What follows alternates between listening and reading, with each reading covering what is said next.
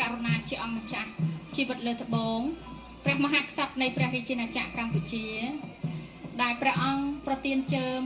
នៅក្នុងការផ្ដល់នូវពរជ័យសិរីសួស្តីដល់ស្ដេចមាឃនិងព្រះមេហួរហើយស្ដេចមាឃនិងព្រះមេហួរក៏បានទទួលនៅការផ្លុំសង្ឃជ័យពី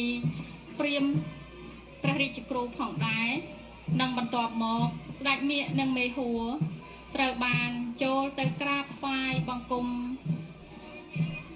នៅរោងមណ្ឌលទិសនិរតីមុននឹងចេញដំណើរច្រត់ព្រះនង្គ័លមើលមុខស្ដាច់ដូចស្ដាច់យួនហ្នឹងមិនស្ដាច់ខ្មែរស្អី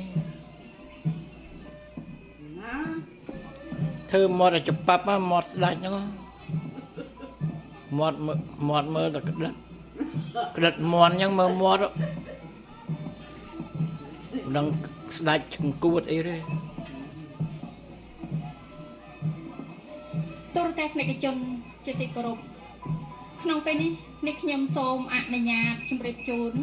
នៅប្រវត្តិខ្លះៗនៃ